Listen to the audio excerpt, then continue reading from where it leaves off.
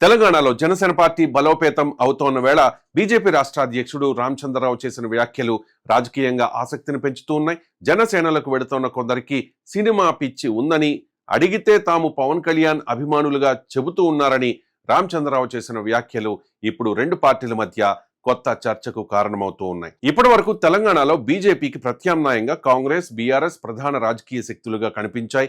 ఇప్పుడు జనసేన కూడా తన స్థానం కోసం ప్రయత్నిస్తే ఓట్ల విభజన, కూటముల లెక్కలు, యువత, రాజకీయ ప్రాధాన్యత వంటి అంశాలు కొత్త రూపం దాల్చొచ్చు. అందుకే సినిమా పిచ్చి అంటూ రామచంద్రరావు చేసిన వ్యాఖ్యలను కేవలం సెటైర్గా తీసుకోవాలా, లేక జనసేన వైపు జరుగుతోన్న రాజకీయ వలసలను బీజేపీ గుర్తిస్తుందనే సంకేతంగా చూడాలా?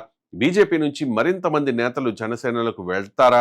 పవన్ కళ్యాణ్ ఆ చేరికలను తెలంగాణలో పార్టీ నిర్మాణానికి ఉపయోగించుకుంటారా? చివరకు జనసేన ఎదుగుదల బీజేపీకి ఎంతవరకు సవాలుగా మారుతుంది అన్నదే ఇప్పుడు ఆసక్తికరంగా మారింది. అయితే మిత్రపక్షమైన జనసేన గురించి రామచంద్రరావు సెటైర్లు వేయడమే ఇప్పుడు జన సైనికుల ఆగ్రహానికి కారణమవుతోంది. రీసెంట్ గా రామచంద్రరావు కొన్ని ప్రకటనలు చేశారు. తెలంగాణలో సింగిల్గా పోటీ చేస్తాం, ఖచ్చితంగా టీడీపీ జనసేనలతో వెళ్లే అవకాశమే లేదు అని చెప్పేసి.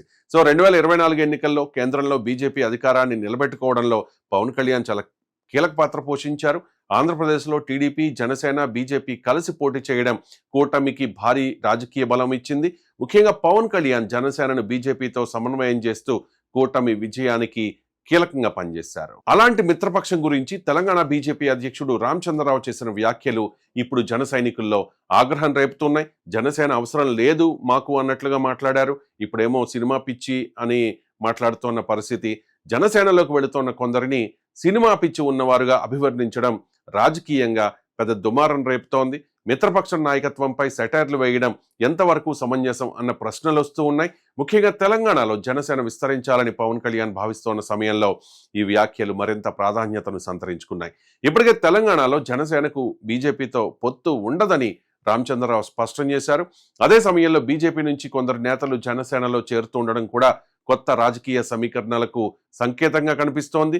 రాజాసింగ్ లాంటి వారు కూడా తెలంగాణలో జనసేన పోటీ చేయాలని పవన్ కళ్యాణ్ కోరడం ఈ చర్చకు మరింత బలం ఇచ్చింది. అంటే తెలంగాణలో జనసేనను చిన్న రాజకీయ శక్తిగా చూడాల్సిన పరిస్థితి లేదన్న వాదన వినిపిస్తోంది. పవన్ కళ్యాణ్ కు ఉన్న యూత్ ఫాలోయింగ్ ను జనసేన సంస్థాగత బలంగా మార్చుకుంటే తెలంగాణలో బీజేపీకి పోటీగా నిలిచే అవకాశం ఉంటుంది. అందుకే జనసేనను విమర్శించడం కంటే ఆ పార్టీతో భవిష్యత్తులో సంబంధాలు ఎలా ఉండాలన్నదే బీజేపీకి కీలకమైన ప్రశ్న.